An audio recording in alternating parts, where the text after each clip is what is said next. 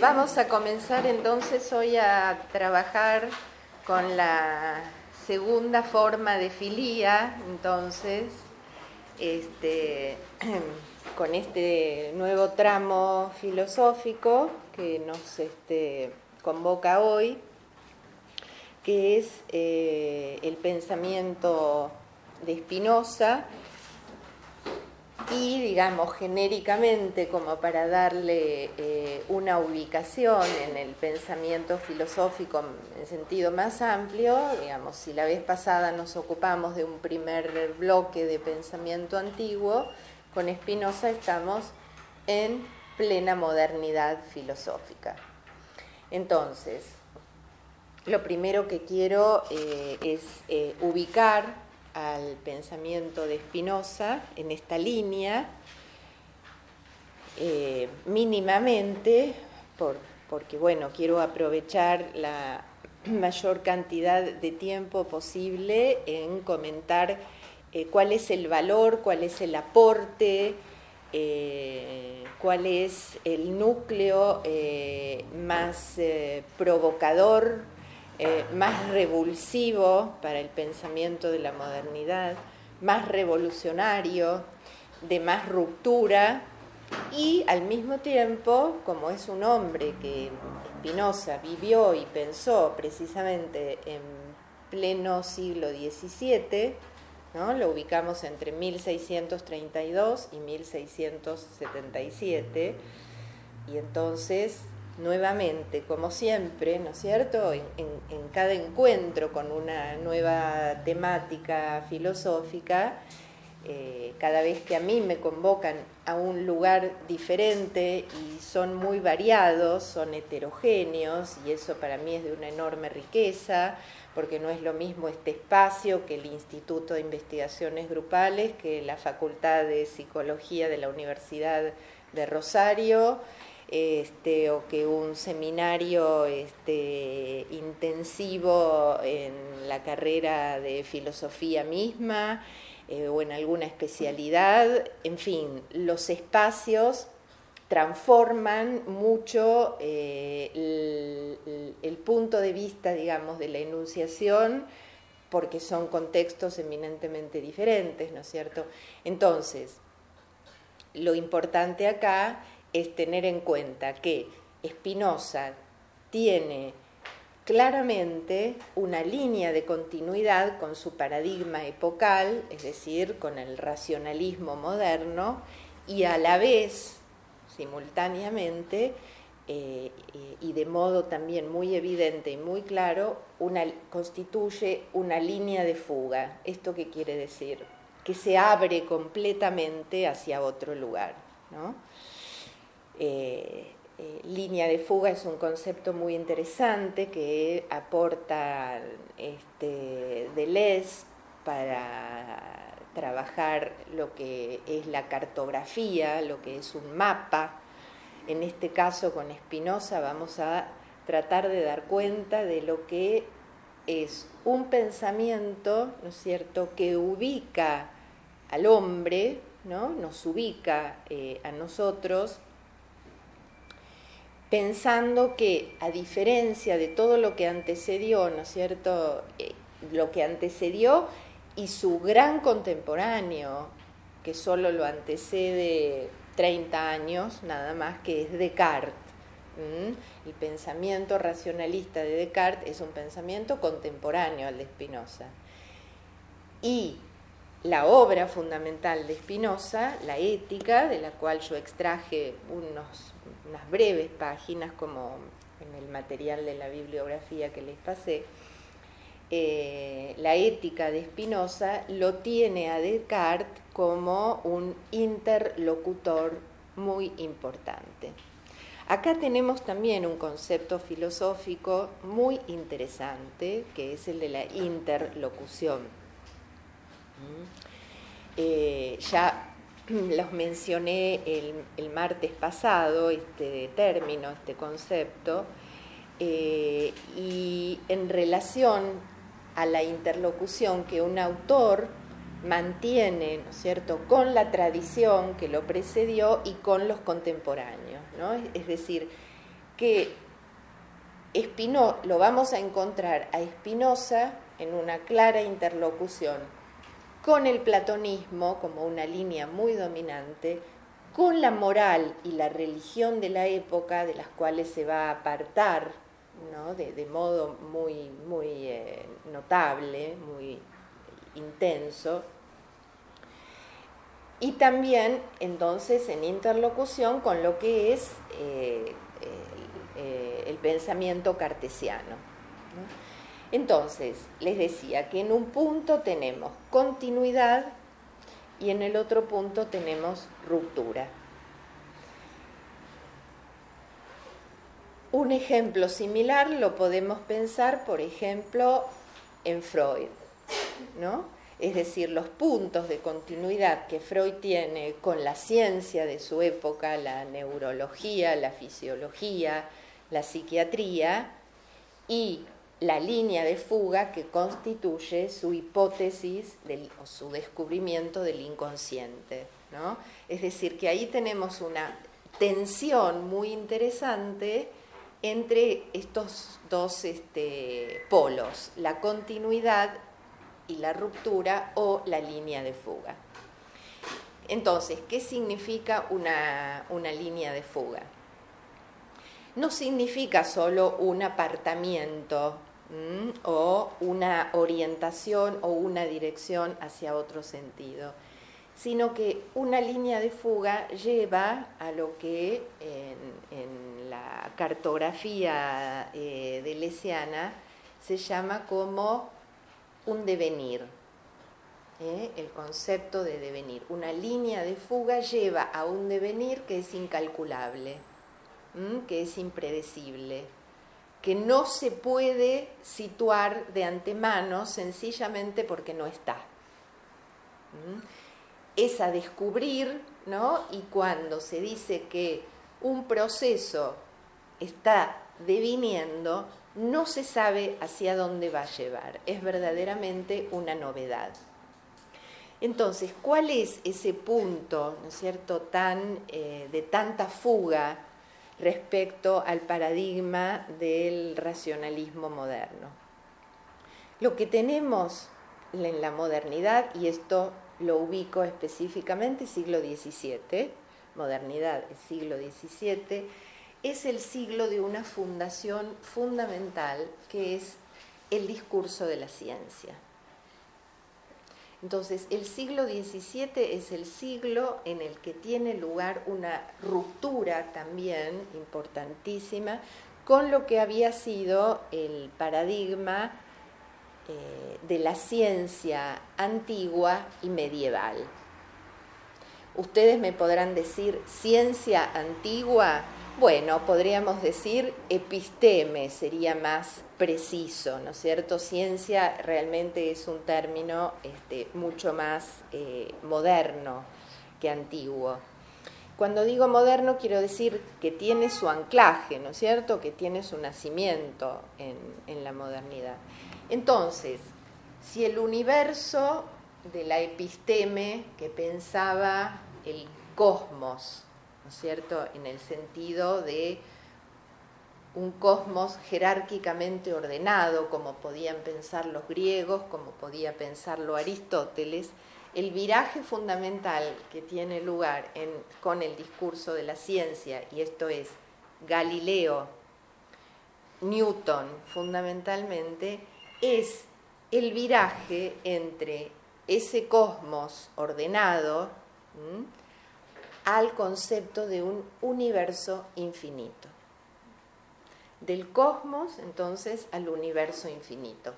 En esa ruptura radical tiene lugar el pensamiento moderno, el discurso de la ciencia, ¿no? La aperturidad hacia el problema del infinito, que es un problema a la vez filosófico, matemático y también teológico, obviamente. Pero ¿qué es lo que hace esta ciencia de la modernidad con el problema del infinito? Es tratar de quitarle todo matiz o todo resabio teológico y pensar al infinito científicamente. Entonces, ¿cuál es el recurso para este proyecto matemático tan interesante? El recurso es matemático. El recurso son las matemáticas. Y esto significa la idea que la legalidad matemática es la que permite conocer, transformar a los fenómenos del universo en objetos de la ciencia. Transformar lo que sucede, los fenómenos, en objetos de la ciencia. Entonces, esta filiación, ¿no? Vamos a retomar nuestro concepto de filía que introduje la vez pasada, tan importante en el pensamiento de Spinoza, vamos a ponerlo así, ¿no? Como esta doble, entonces, filiación al proyecto matemático, por un lado, y por otro lado, la ruptura o línea de fuga. Con este proyecto matemático se funda lo que se conoce como una matesis universalis.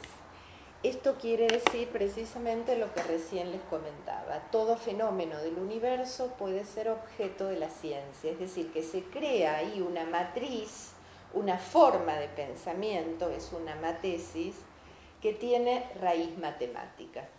Es decir, que conociendo las matemáticas, yo puedo llegar a conocer la legalidad de todo objeto de la ciencia. Puedo llegar a conocer el universo. Entonces, ¿qué tenemos del lado de la ruptura o de la línea de fuga? Contra toda la tradición racionalista clásica, ¿no es cierto?, como línea realmente dura. Línea dura es una línea hegemónica, línea flexible dentro de la cartografía, ¿no es cierto?, deleuziana, es una línea que admite cambios, movimientos, transformaciones. Y un tercer tipo de línea es una línea de fuga que es incalculable, ¿no? Entonces, la línea hegemónica, la línea dura del pensamiento moderno, sostiene que la esencia del hombre es la razón, el intelecto, la mente, el espíritu, sinónimos diversos, pero que nombran, ¿cierto?, como eje fundamental, que el hombre es un animal racional. Esto es lógica aristotélica pura, ¿no es cierto? Viene de Aristóteles, atraviesa siglos de tradición y va a llegar al racionalismo cartesiano. Entonces, Descartes es el que piensa, pienso, el que dice pienso, luego existo. Es decir, que lo que da consistencia a nuestra existencia es el pensamiento. Lo cual, a diferencia del tipo de producción de pensamiento, de conocimiento que teníamos en el lazo social, ¿se acuerdan?, del diálogo y de la mayéutica que trabajamos la vez pasada, acá tenemos un pensador solitario, absolutamente, con Descartes. El pienso, luego existo, entonces es la posición de un hombre que la única garantía que tiene de su existencia es su pensamiento, al punto que dice, si dejo de pensar, dejo de existir. Esto se llama un punto de enorme evanescencia, porque la existencia depende de un instante. Si dejo de pensar, dice Descartes, dejo de existir. Entonces vamos a poner acá el pensamiento cartesiano a Descartes y a su racionalismo ligado a ese proyecto también matemático, y vamos a poner acá entonces pienso, ergo en latín, soy, luego es esto.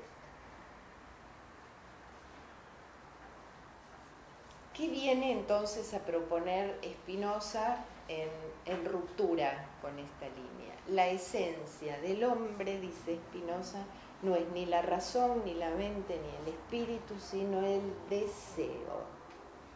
Siglo XVII, miren qué extraordinario.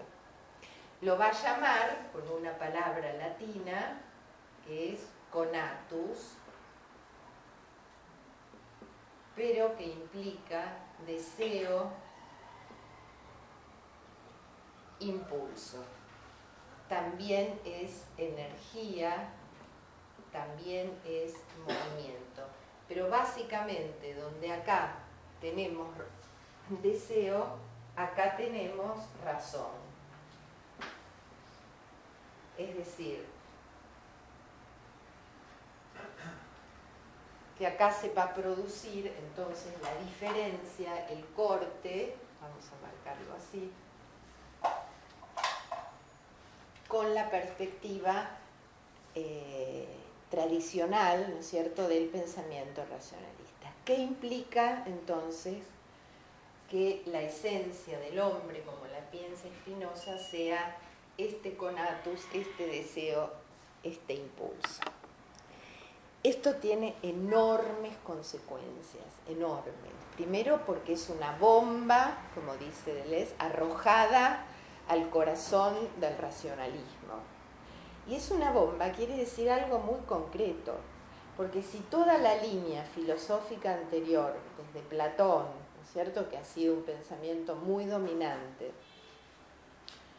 consideraba que el mundo estaba gobernado por la idea del bien, que la idea del bien era la idea que ordenaba todo nuestro mundo de conocimiento, nuestro mundo simbólico, es decir, que nosotros nos dirigíamos a las cosas porque eran buenas y que las buscábamos porque eran buenas en sí mismas, Spinoza va a proponer que no deseamos, queremos o apetecemos, así lo dice, las cosas porque son buenas, sino que es al revés, que porque las deseamos se nos transforman o se nos convierten en objetos del bien o en objetos buenos.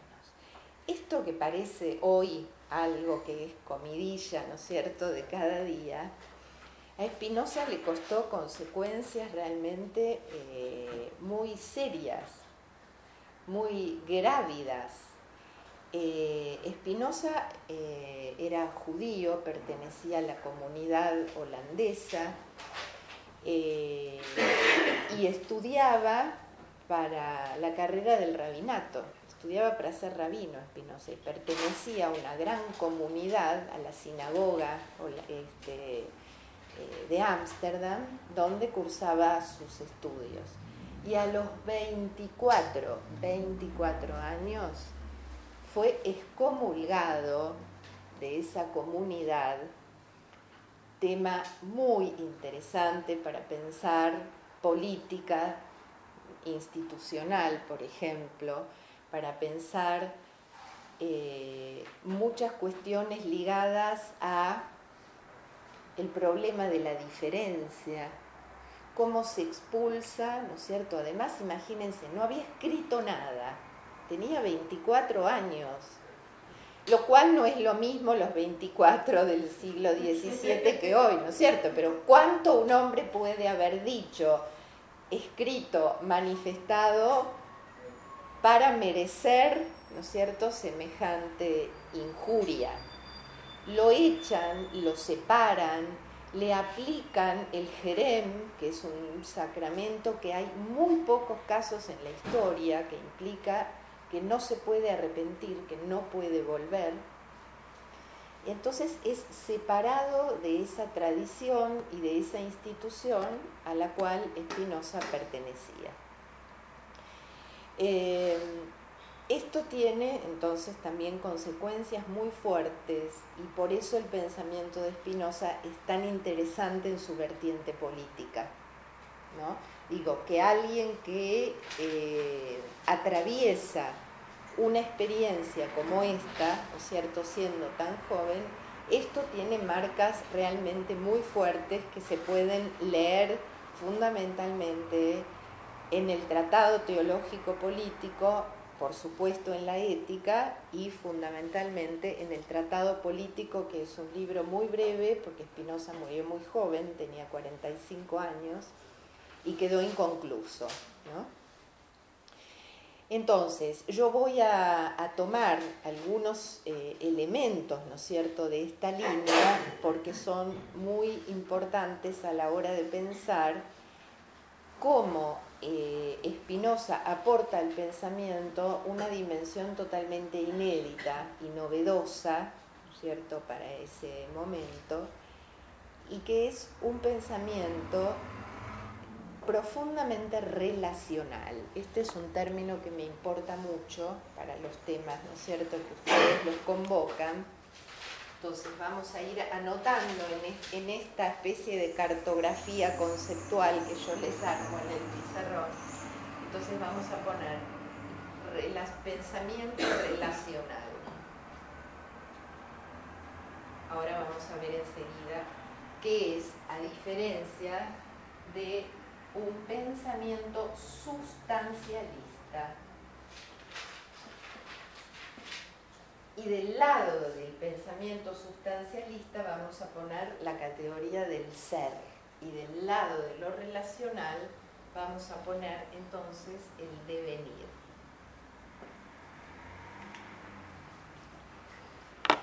Quizás se encuentren con muchos términos, muchos conceptos, no son solo términos, no son palabras, ¿no es cierto? Son conceptos nuevos, ¿no es cierto?, para ustedes. Después, en el momento del trabajo en los grupos, lo pueden interrogar, en el momento en que tengamos después el tiempo para conversar un poquito, me los pueden volver a preguntar, o si ya mismo necesitan, me interrumpen y me preguntan ahora. ¿Qué significa un pensamiento sustancialista? El pensamiento sustancialista se apoya firmemente en la categoría de que las cosas son. Piensa con el ser, piensa con la identidad. Esto también lo vamos a notar, identidad. Y un pensamiento relacional que trabaja fundamentalmente con la idea de devenir, sitúa fundamentalmente la diferencia. Entonces, donde acá tenemos ser, acá tenemos devenir, identidad, diferencia. Estas dos líneas, ¿no es cierto?, filosóficamente en la tradición occidental responden una a Parménides, obviamente de este lado del ser, y la otra a Heráclito. El todo fluye y no podemos entrar dos veces en el mismo río. Miren qué manera tan simple y tan interesante filosóficamente de decir todo lo que permanece es el cambio. Parece un oxímoron, parece una contradicción, ¿no? Pero todo lo que hay todo el tiempo es el puro cambio, la pura diferencia. Mientras que acá, de este lado, y con Parménides de base, con Platón, con toda la tradición cartesiana, lo que tenemos es el ser es y el no ser no es, y no hay intercambio. Acá, de este lado, en el devenir, en lo relacional, en un pensamiento de la diferencia, lo que hay es movimiento, todo el tiempo. Por eso es tan interesante para pensar la vincularidad, para pensar qué tipo de lazo, ¿no es cierto?, social, y cómo se sostiene un lazo es compleja, ¿no es cierto?, la idea, y es incitante la pregunta, ¿cómo se sostiene un lazo sobre esta base del devenir, de la relacionalidad y de la diferencia?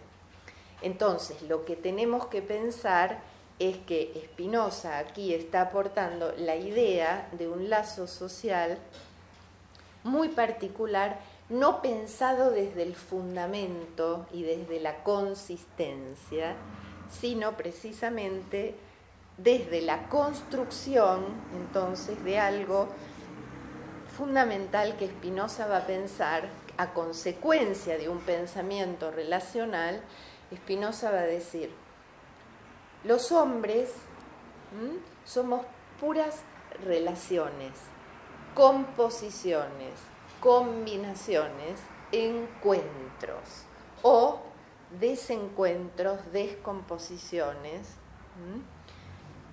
inconveniencias, conveniencias de un lado, inconveniencias del otro. Entonces, todo esto habla precisamente de un dinamismo permanente, de que lo que para nosotros, humanos, el régimen, ¿no es cierto?, que para nosotros nos corresponde como humanos, es este modo de pensar. Voy a ir borrando un poco ya. ¿Puedo borrar? Sí.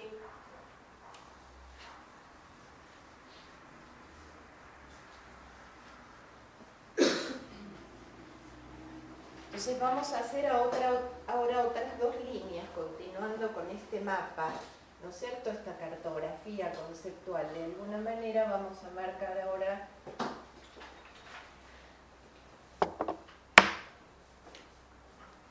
para los hombres. Entonces tenemos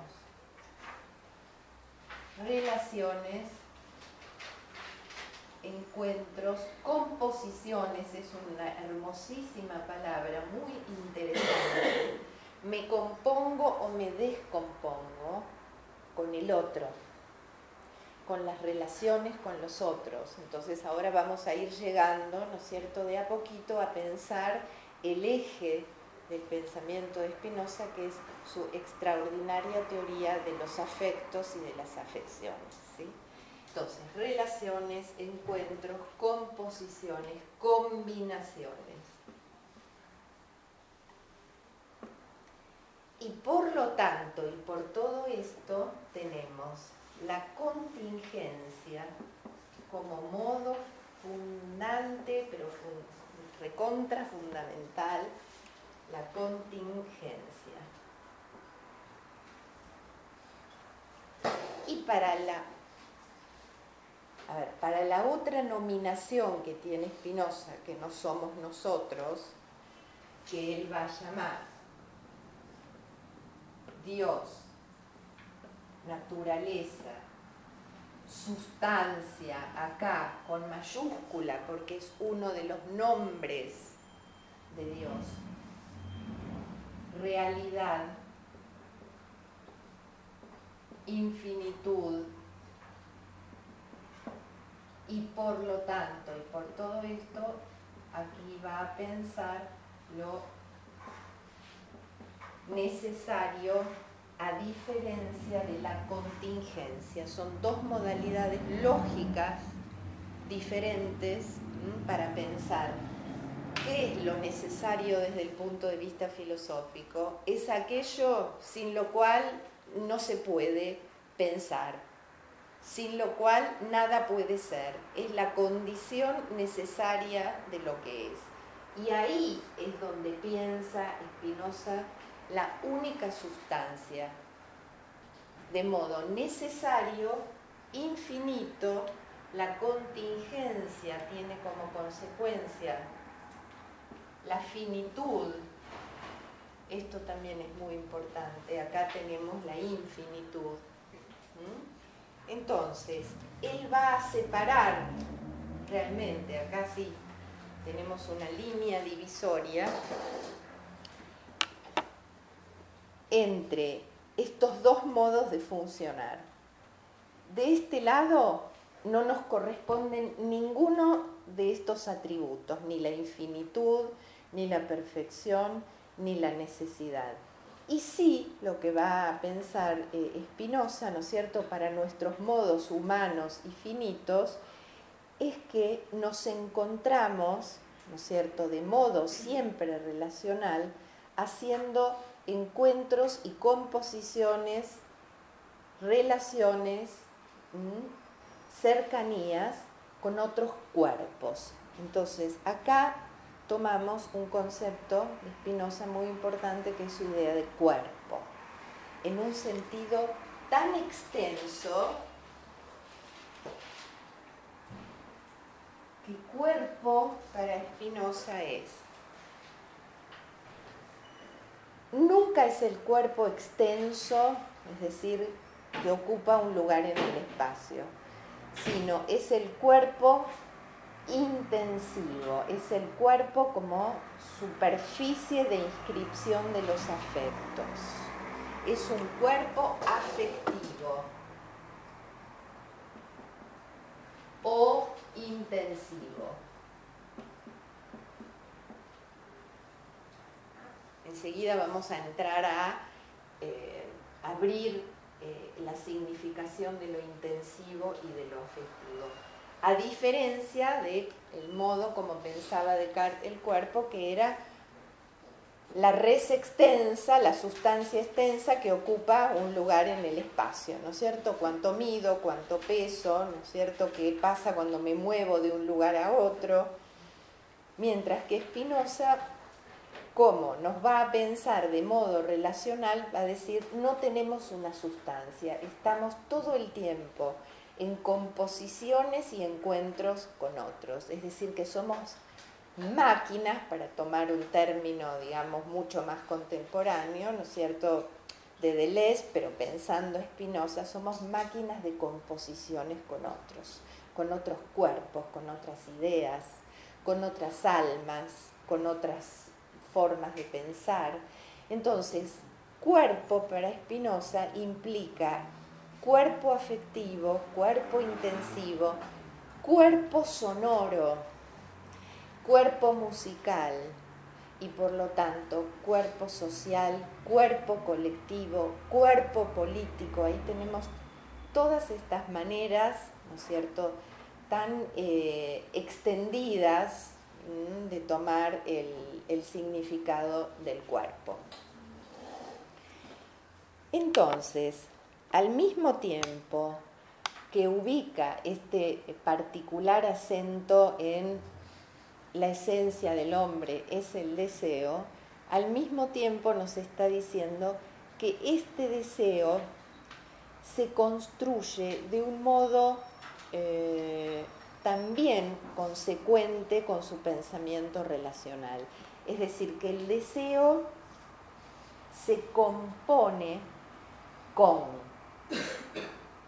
Acá tenemos un uso también fuerte, ¿no es cierto?, importante del término con. Spinoza no va a pensar nunca a partir de un cuerpo solo o aislado. Él dice que la hipótesis bíblica de un Adán, ¿no es cierto?, perfecto y creado a imagen y semejanza, es un disparate. Dice, Adán es ignorante y angustiado porque es el primero y está solo. No tiene encuentros, es decir, no tiene la posibilidad de conocer con otros, de componerse con otros. Entonces le está dando, ¿no es cierto?, a este elemento de la composición, como decíamos antes, del encuentro y de las combinaciones, al con, una significación absolutamente radical. Esto quiere decir, todo el tiempo afectamos y somos afectados. Es decir, que el afecto está en el eje, vamos a ponerlo así, el deseo, que es obviamente un afecto, es el afecto fundamental, se compone de esta triangularidad. De un lado tenemos la alegría y del otro lado, como afectos básicos, tenemos la tristeza. Entonces acá tenemos este triángulo. Deseo, alegría, tristeza. Es el dispositivo afectivo elemental con el que va a pensar Spinoza.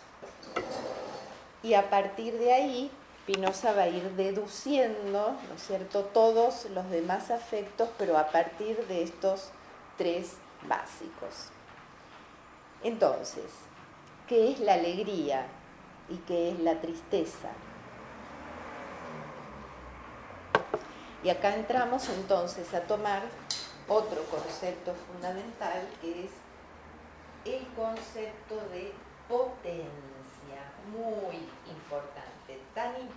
importante yo diría, tenemos 1, deseo, 2, cuerpo, 3, potencia, otra triangularidad conceptual. Deseo, cuerpo, potencia. ¿Qué es la potencia? Tiene íntima relación con el deseo, solo que Spinoza, a diferencia de toda la tradición anterior, para la cual el deseo siempre tenía un grado de realidad y de perfección menor que el acto, dije el deseo, quise decir la potencia, siempre tenía menor realidad y perfección que el acto, ¿no? Este par conceptual aristotélico, acto-potencia, la potencia era siempre lo posible, que se tenía que desplegar en un acto para que sea perfecta. Si no, es menos real, esto es menos real y menos perfecta. Y Spinoza va a pensar de modo diferente. La potencia de cada quien es todo lo real y todo lo perfecto que en cada momento puede serlo. No hay diferencia, entonces la potencia es una potencia efectiva, en efectuación, quiere decir que es una potencia que se actualiza. ¿Y cómo se actualiza? En los encuentros y en las composiciones y en las combinaciones. Es decir, afectivamente. Afectivamente quiero decir en las afecciones que brotan de nosotros y en las que recibimos de los otros. ¿Sí? Esta potencia, dice Spinoza, no es nunca fija ni estable, porque no somos sustancia. La sustancia es lo real que está siempre en el mismo lugar, por eso la piensa como infinita y como del lado, digamos, de lo divino, ¿no es cierto? Mientras que para la relación, la composición, los encuentros, ¿no es cierto?, ese régimen es de una variación, ¿no es cierto?, lo cual no es un problema. No es un problema que sea una variación, es el modo en que Spinoza nos piensa que no tenemos una estabilidad. ¿Por qué? Porque dependemos de esas afecciones, no somos nunca totalmente causa de lo que nos pasa, en tanto estamos recibiendo afecciones todo el tiempo. Y dice más todavía Spinoza, aun cuando dormimos estamos en estado de afección por las huellas de nuestro cuerpo. El cuerpo, esto es increíble, el cuerpo tiene una memoria. Anticipa a Freud 2 siglos y pico. Hay una memoria corporal porque la afección empieza en el cuerpo. La afección es siempre afección del cuerpo. Esto quiere decir que afecta, que marca, ¿no es cierto?, nuestro cuerpo. Entonces, ¿qué pasa con la potencia? La potencia varía, más y menos, es decir, aumenta y decrece. Y esto es así.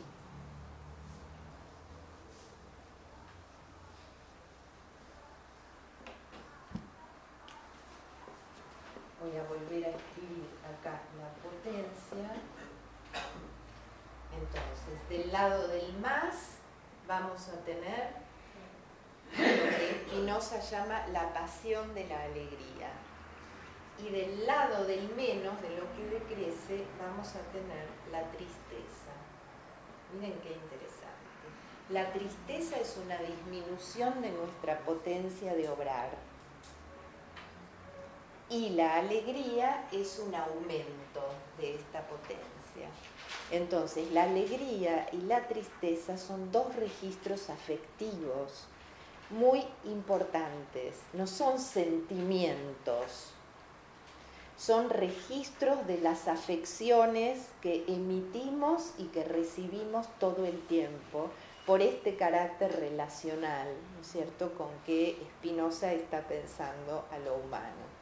Entonces, cuando tenemos buenos encuentros, y acá es importante tener en cuenta que para Spinoza no hay bien y mal con mayúsculas, sino hay lo bueno y lo malo para cada quien, para cada cuerpo, para cada relación, para cada intensidad.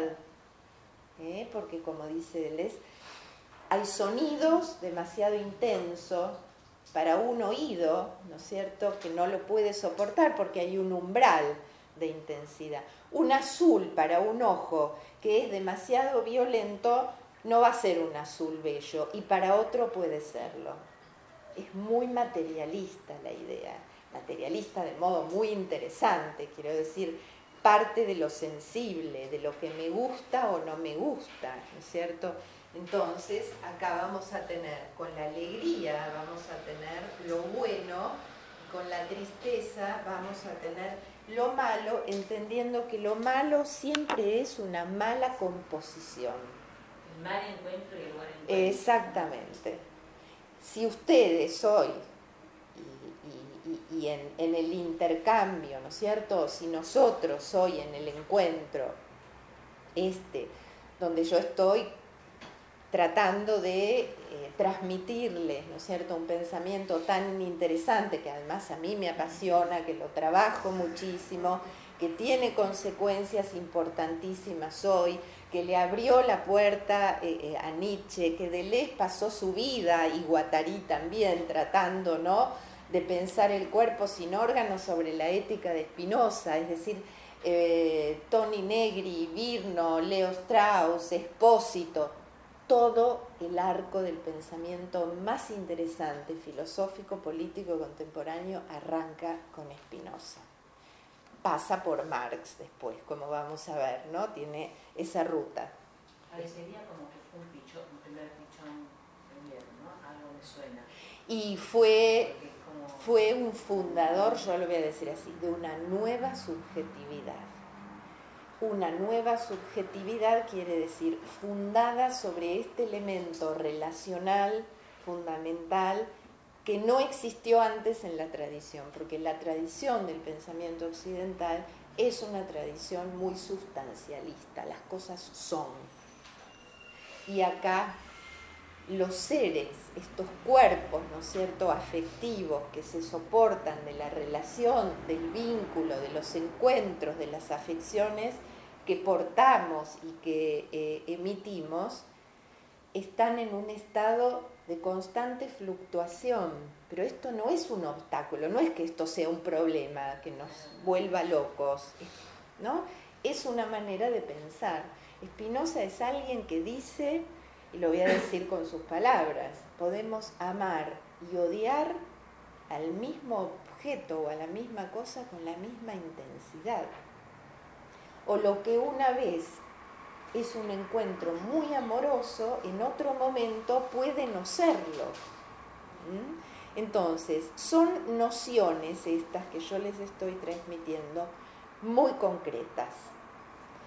Spinoza es un hombre que dice, esto no es abstracto, los conceptos no son abstractos, afecto y concepto van siempre juntos. Esto también es muy interesante, entonces, afecto más concepto. Es decir, que si yo conozco los conceptos, Spinoza las llama nociones comunes, acá aparece un término muy interesante que es lo común, es lo que hace a la comunidad. Si yo en los encuentros, además de la afección, puedo pasar a un segundo tipo de idea, de la afección puedo pasar a lo que Spinoza llama nociones comunes, ahí yo construyo algo que es común a mi cuerpo y al otro cuerpo y puede ser común a muchos otros. Entonces, ¿cuál es la relación de esta manera de pensar con los modos de existencia? Y ahí es donde Spinoza constituye una línea de fuga del racionalismo. Los modos de pensar crean maneras de existir. Esto es extraordinario. Entonces tenemos la vida, el afecto y el pensamiento. Afecto y concepto, vida y pensamiento. y un pensamiento afirmativo de la vida, y ahí entramos en la diferencia fundamental por la cual yo les propuse el capítulo 2 de la diferencia entre ética y moral de Spinoza, filosofía práctica, que me parece fundamental para el campo, ¿no es cierto?, de trabajo en el que ustedes están formándose, porque la división tajante que Spinoza arma entre moral y ética nos lleva a pensar esta ética como consecuencia de la humana potencia. La ética es siempre una teoría o una formalización, una enunciación acerca de la humana potencia. Y la moral es una teoría de los deberes, las obligaciones y los mandamientos, dice Spinoza, que los hombres mismos nos imponemos para obedecer. ¿A quién? A los poderes. Y acá tocamos un punto macro, universal, a los poderes. Entonces, quiero decir algo fuerte, sencillo en un sentido, pero con consecuencias conceptuales muy importantes, que es la diferencia entonces entre poder y potencia. El poder es siempre una instancia trascendente, quiere decir que viene del exterior,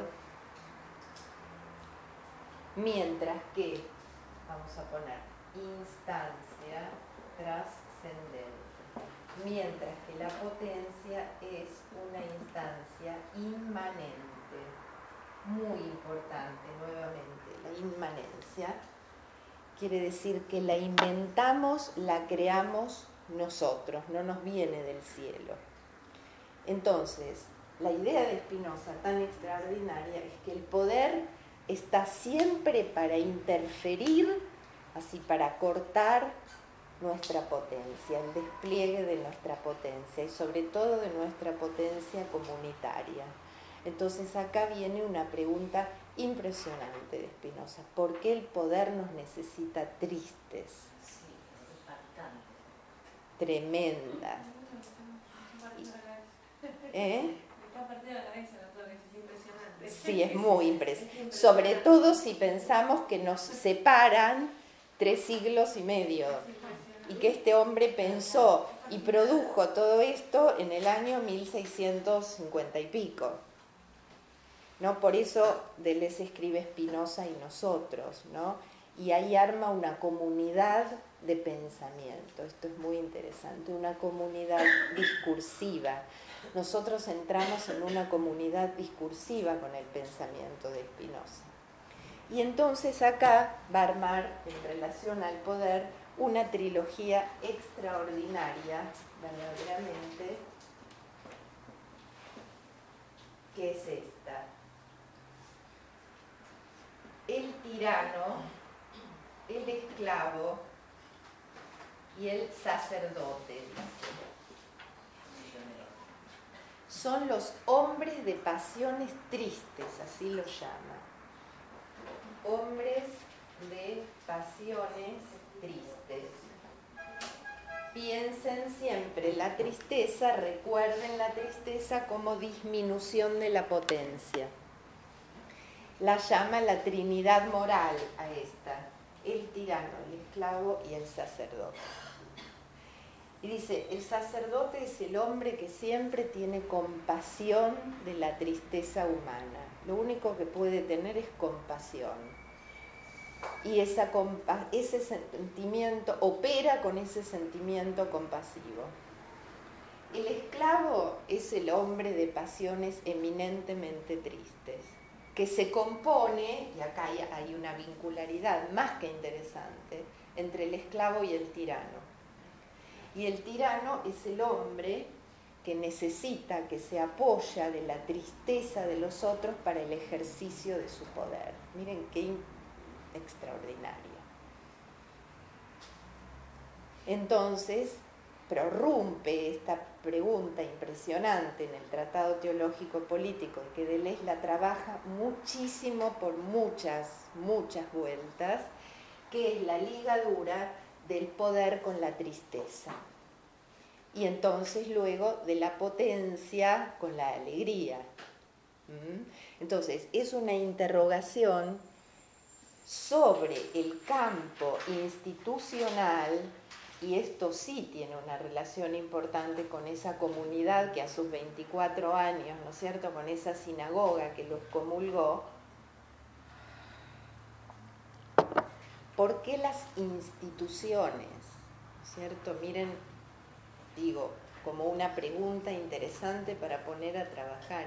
¿Es posible pensar un cuerpo institucional?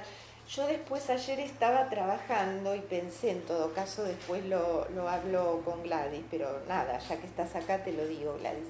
Hay un trabajo que yo hice hace unos años para una mesa precisamente con Diana Marval, que llamé ¿de qué afectos es capaz un cuerpo institucional? Y dije, ay, ¿por qué no habré puesto este trabajo en la bibliografía? Bueno, momentos a veces de taradez que uno tiene, no se me ocurrió en ese momento, pensé que era mejor un trabajo con los textos, pero lo podemos incluir, yo te lo envío perfectamente, vos me decís si a vos, o lo envío acá a otra dirección, y lo pueden, porque es un trabajo, me parece, que toca ejes interesantes para lo de ustedes, ¿no? Entonces, si es posible pensar una comunidad institucional por fuera, ¿no es cierto?, del régimen, del poder, del ejercicio del poder, de la tristeza, de la captura, ¿no es cierto?, de la potencia con la cual, ¿no es cierto?, muchas veces las instituciones, la mayoría de las veces funcionan, capturando. La idea de captura de la potencia es una idea que está muy presente en el pensamiento de Spinoza, y que Deleuze y Guattari ya desde el Antiedipo trabajan la captura, y cómo frente a una captura, un funcionamiento de captura muy fuerte, un vínculo, por ejemplo, ¿no es cierto?, que puede darse en una familia, porque finalmente una familia también puede funcionar, ¿no es cierto?, de modo institucional, ¿no? Como cuando una institución tiene un funcionamiento muy duro, como si fuera un aparato de Estado, hay que contrarrestarlo con una máquina de guerra muy potente para desarmar precisamente ese instituido, ¿no es cierto?, tan fuerte, que marca, que estría, que trabaja para desarmar, ¿no?, todo lo creativo, toda la potencia, todo el flujo deseante, ¿no? Aquí hay muchos conceptos deleuzianos y guattarianos que están tomados de la obra de Spinoza, ¿no? Entonces, quiero agregar una última cosa para que ustedes también se pongan a trabajar y después trabajemos juntos, que es esta idea tan extraordinaria de lo común y de un deseo de lo común, lo cual hace una mella, lo cual hace una interrogación más que interesante a la concepción más tradicional de deseo, que es el deseo es tan de cada quien y de cada sujeto, ¿no es cierto? Entonces, ¿cómo desde este pensamiento es posible pensar un deseo de lo común y una construcción en comunidad? Y dice así: si dos personas se ponen de acuerdo y unen sus fuerzas, tendrán juntas más poder y por consiguiente un derecho superior sobre la naturaleza que el que tiene cada una de ellas por separado. Y cuanto más numerosos sean los hombres que pongan sus potencias en común, tanto mayor será el derecho de que dispongan. Suma de potencias, encuentro, comunidad de potencias. Después dice, es igualmente seguro que cada cual posee tanto menos potencia y por consiguiente tanto menos derecho cuantas mayores razones tenga para temer. Acá se mete con el temor. El temor es una pasión muy triste. En el temor estamos a merced del otro, que sabe y que no teme. Es decir, nunca estamos más cerca de la posición servil, aunque no seamos esclavos, no importa. Lo esclavo es una posición, ¿no es cierto? Que cuando tememos, cuando ignoramos, cuando creemos que el otro, ¿no es cierto?, que ejerce potestad o poder sobre nosotros es el que sabe. Es decir, que ahí tenemos también el problema de la ignorancia como un problema fundamental, pero no podemos hoy hablar de todo, ¿no es cierto? Es también un límite. Entonces dice ahora, agreguemos que sin la ayuda mutua los hombres no podrán conservar la vida ni cultivar el pensamiento. Miren qué importante, las dos cosas. Llegamos a la siguiente conclusión, que el derecho de naturaleza, en lo que respecta concretamente al género humano, puede difícilmente ser concebido sin haber entre los hombres derechos comunes y tierra que puedan habitar y cultivar juntos y sin que puedan velar por el mantenimiento de su potencia, protegerse, rechazar la violencia y vivir siguiendo un deseo común a todos. Cuanto mayor sea el número de los que se hayan reunido, tanto mayor derecho tendrán juntos.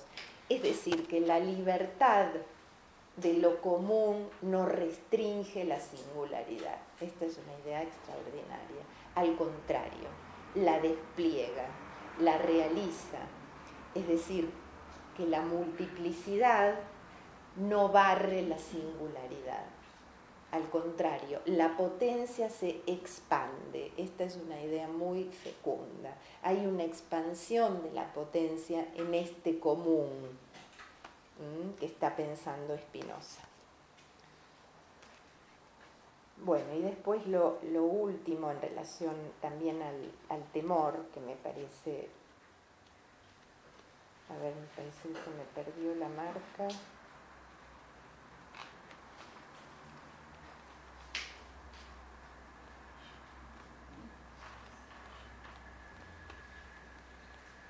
Sí, se ve que en el camino se me cayó la marquita. Bueno, pero era una expansión. Acá está. Es muy breve. En una multitud libre, la esperanza ejerce más influencia que el temor. Acá tenemos otros afectos, entonces, esperanza y temor.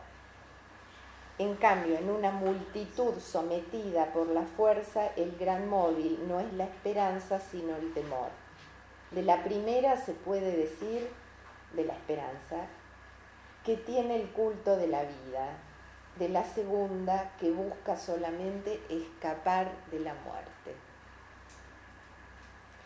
Entonces, como para concluir en esta primera parte, lo que me importa es las consecuencias que podamos pensar, que ustedes puedan seguir pensando, las consecuencias, ¿no es cierto?, de este ternario que yo había anotado, que me tengo medio borrado, entonces, que era 1, el deseo, 2, el cuerpo y 3, la potencia. Y entonces, esperen, voy a borrar un poco porque ya hay demasiado. La consecuencia de este ternario, ¿no es cierto?, deseo, cuerpo, potencia, es precisamente a qué punto diferencial lleva la cuestión de la diferencia entre moral y ética. Acá, de este lado de la ética, va a venir la potencia y acá va a venir el poder, los poderes, con la moral. Despliegue de la potencia, expansión de la potencia, entonces acá tenemos lo común. Y de este lado tenemos lo solitario. Y Spinoza dice algo extraordinario, que la tristeza es una pasión que no hace comunidad, que es muy impolítica, en tanto disminución, reducción de nuestra potencia de obrar, ¿no? Entonces, esta diferencia entre la moral y la ética es una diferencia fundamental que se la debemos al pensamiento de Spinoza. Y este común, ¿no es cierto?,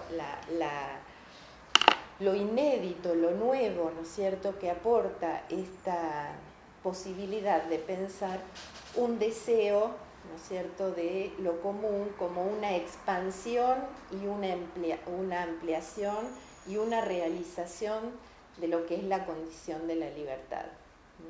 La ética va a tratar de llegar siempre al hombre libre y la moral necesita esclavos. Por eso la pregunta es ¿por qué los poderes nos necesitan tristes, es decir, con nuestra potencia reducida? Bueno, ahora a trabajar ustedes. Sí, yo quería consultarlo respecto porque estábamos todos tan atentos a la clase que son 10 menos 5 y tenemos que terminar a las 4:15. Bueno, entonces, claro, o hacemos un cuchicheo de 2, digamos, como para pensar las cosas más singulares, si pudieron, o sea, qué consecuencias, digamos, pueden pensar respecto de esta trilogía, o articulaciones con la psicología social y conceptos que estuvimos viendo, ¿no? O sea, lo que ustedes elijan como eje más significativo. Estábamos charlando con Nora que Pillon Rivière dice que la clausura produce tristeza y desvitalización. Cuando uno encierra a alguien, ¿no?, o esclaviza de alguna manera a alguien y lo hace operar en circuito cerrado, digamos, repetitivo, eso produce desvitalización y tristeza. Por eso él plantea todas las estructuras abiertas, ¿no? El sujeto en interrelación dialéctica con el medio, los grupos abiertos con heterogeneidades presentes, un proyecto común, pero todo singularidades. Claro. Las instituciones abiertas, sociedades abiertas, en equilibrio por aperturas, ¿no?, democráticas. O sea, sí, otra idea increíble que tampoco dio el tiempo, que está en el seno del tratado político, es que la democracia para Spinoza no es una forma de gobierno, entre otros, sino es una posible relación a la verdad. Es decir, es la cantidad de verdad que una comunidad puede soportar. Miren qué idea. Y para pensarla acá, en lo que nos pasó con nuestra historia y con el bloqueo de la verdad, de la memoria, ¿no? En fin, toda esa temática. ¿Podés repetir, por favor? Sí, que la democracia no es como la aristocracia o la monarquía, una forma de gobierno, entre otros, sino una relación a la cantidad de verdad que una comunidad puede soportar, o puede darse, ¿no? Es una idea increíble. Me parece que ustedes no pudieron. Lo que él más sí, la afectamos y somos afectados. Y la potencia también a través. No, y a mí también lo que me llamó la atención mucho es cómo Spinoza desde su pensamiento nos humaniza más. O sea, es como que, claro, incluyendo el deseo, es una concepción mucho más humana del ser humano. O sea, totalmente. Ya dejamos de estar, por decirlo de una imagen y semejanza de algo tan divino, estamos mucho más concretos y materiales. Claro, y claro. ese pensamiento me pareció. Porque es un pensamiento mucho más micro el de Spinoza, ¿no? Con consecuencias realmente muy en lo micropolítico, ¿no? Y esto está muy vinculado, por supuesto, a esta idea de potencia y a esta manera de desarmar, ¿no? Yo creo que hiere mortalmente a los ideales y dice, somos todo lo mejor y todo lo potentes y todo lo reales que en cada momento podemos ser. A un ciego no le falta nada, dice, solo si lo comparamos con un vidente. Esto fue un escándalo.